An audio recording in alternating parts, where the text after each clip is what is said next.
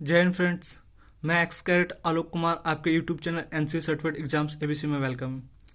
आइए फ्रेंड्स, आज हम बात करेंगे पीआईक्यू के बारे में, पर्सनल इन्फॉर्मेशन क्वेश्चनरी के बारे में। फ्रेंड्स, ये जब होता है फ्रेंड्स, जब आप एसएसबी इंटरव्यू के लिए जाते हैं, स्टाफ सिलेक्शन बोर्ड के लिए जाते हैं, जब 5 डे एसएसबी इंटरव्यू होता है ऑफिसर लेवल के लिए।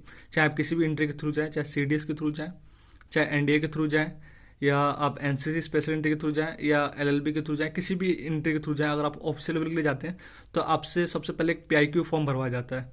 तो आज फ्रेंड्स एकदम डिटेल में जानेंगे कि पीआईक्यू फॉर्म में क्या क्या होता है and what are the things which you need to do's and don'ts. Okay, तो फ्रेंड्स स्टार्ट करने से पहले एक नए मोटिवेशनल थॉट्स के साथ स्टार्ट करते हैं। स्वामी विवेकानंद के द्वारा ली गई है। स्वामी विवेकानंद ने कहा है कि talk to yourself once in a day, otherwise you may miss meeting an excellent person in this world. मतलब फ्रेंड्स, कम से कम दिन में एक बार अपने आप से जरूर बात करें, नहीं तो आप दुनिया के सबसे महत्वपूर्ण इंसान से बात करना एक दिन मतलब मिस करेंगे। चलिए फ्रेंड्स, आगे चलते हैं। देखिए कुछ मैंने मार्क किया है, मैं आपको बताता हूँ क्या क्या है। PIQ is a very important document to be filled up on the your arrival on your information that you furnish become the basis of the interview.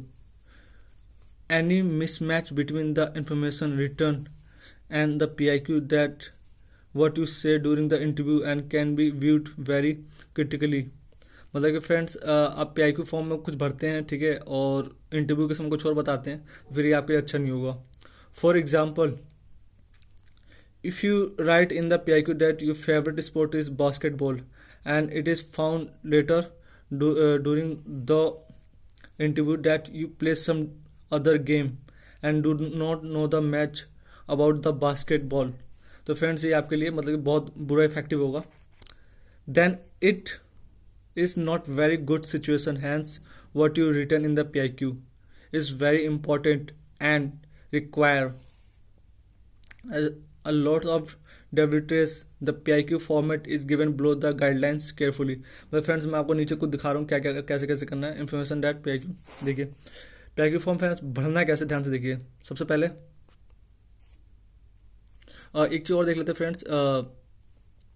Example देखिए, if you write your hobby as a reading then you must know the author and publisher of some of the books that you have read recently. यानी friends, मैं आपको एक चीज़ बता दूँ, ठीक है, PIQ form ऐसा होता है कि आप उनके सामने झूठ नहीं बोल सकते, आपसे वो पकड़ लेंगे, ठीक है, और फिर आपको बाद में खुद फील हो जाएगा कि नहीं, मैंने उनसे झूठ बोला है और इन्होंने पकड़ लिया है।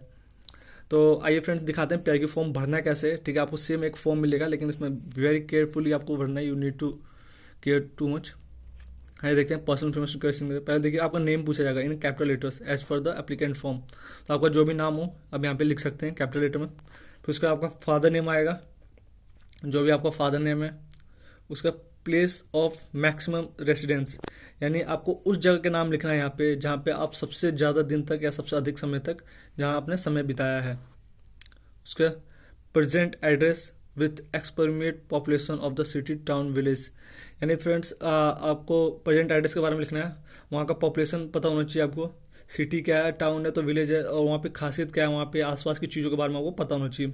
दूसरी चीज़ फ्रेंड्स, जहाँ हमने सबसे ज़्यादा टाइम बिताया है, जैसे कि प्लेस ऑफ मैक्सिमम रेसिडेंस, यहाँ के बारे में भी आपको पता होना चाहिए कि यहाँ पे क्या खासियत है।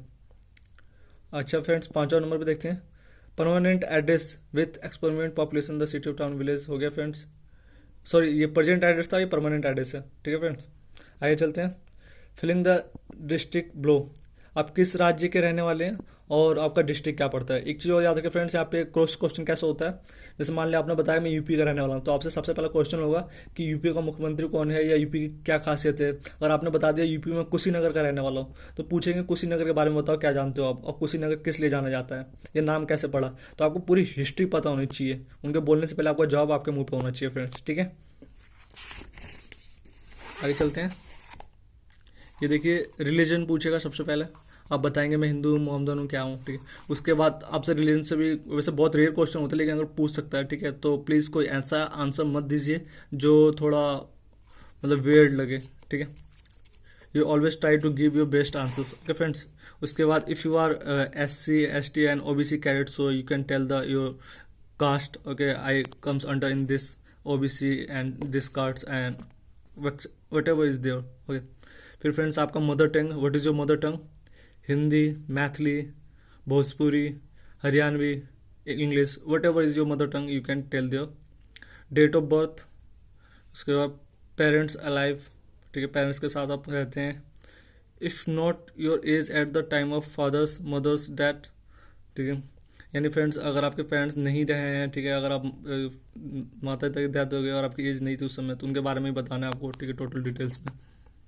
Parents, guardian, occupation, income and application, यानी फ्रेंड्स ये पूरा पता कर लेंगे कि आपकी फैमिली में क्या चल रहा है, अभी सिचुएशन क्या है, आपके फैमिली के इनकम सोर्सेस क्या है। हाँ फ्रेंड्स, वहाँ पे आप अपने आप को एक्टर दिखाने की कोशिश मत करिएगा, ठीक है, कि I am the best, I am the best, don't try to do this things, okay. क्योंकि friends I am the best, I am the best करने के चक्कर में, ठीक है, आपकी झूठ को पकड़ लेंगे।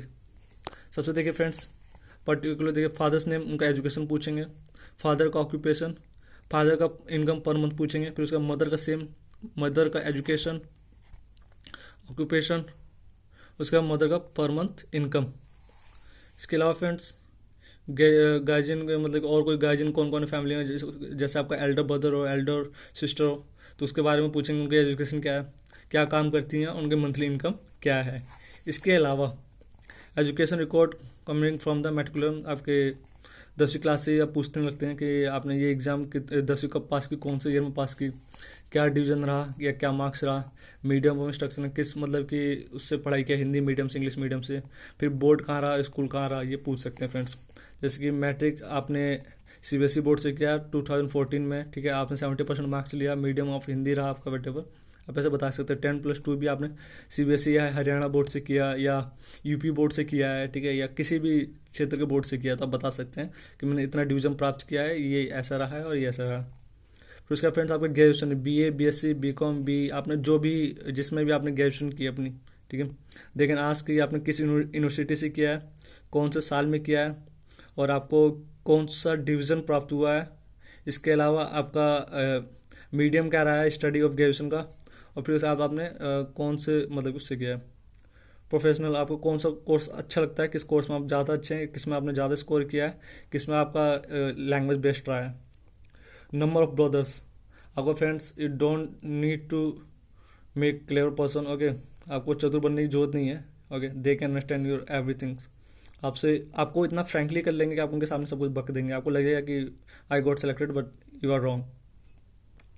तो फ्रेंड्स देखिए, नंबर ऑफ ब्रदर्स, जो भी आपके नंबर ऑफ ब्रदर हैं यहाँ पे बताना है कि in my family they are 2 brothers, okay. तो नंबर ऑफ सिस्टर्स भी लिखना है, और योर नंबर इन सिबलिंग्स, ठीक है, आप टोटल कितने भाई बहन हो, तो योर नंबर, जैसे कि in my family they are 4 siblings.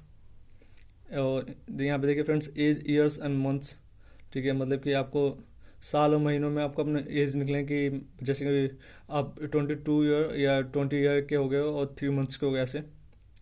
आपके फिर वेट लिखना, हाइट, आपके मतलब वेट कितनी है, सॉरी इधर हाइट भी लिख सकते हो मीटर में, ठीक है, कि कितना मीटर की आपकी हाइट है, तो 3 मीटर, 2 मीटर, जो भी आपका 2.5 मीटर, 4 मीटर, जो भी आपका हाइट लिख सकते हो, वैसे 2-3 मीटर बहुत होता है।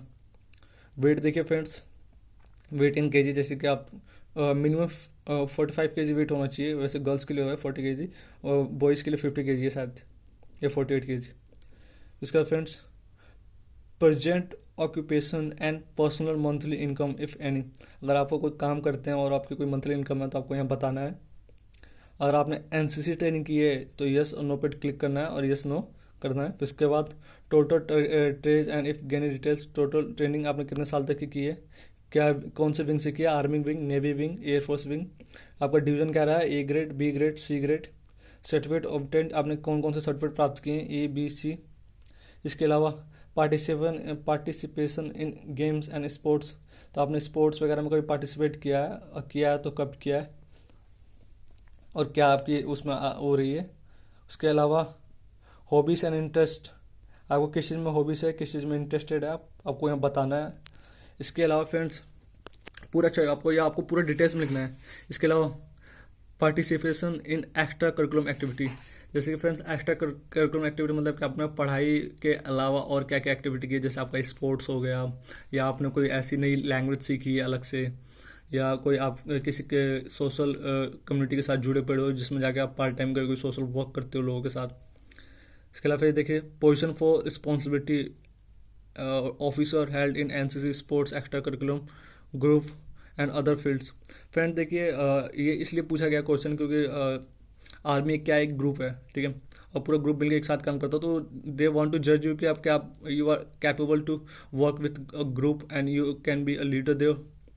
तो फ्रेंड्स प्लीज़ अपने पीआईक्यू फॉर्म को बड़े ध्यान से भरें, ओके। और आप ये देख सकते हैं, मैंने आपको आज एक एग्जांपल दिखाया और एक एक पॉइंट एकदम हाईलाइट करके दिखाया आज मैंने। तो friends please don't forget like share and subscribe.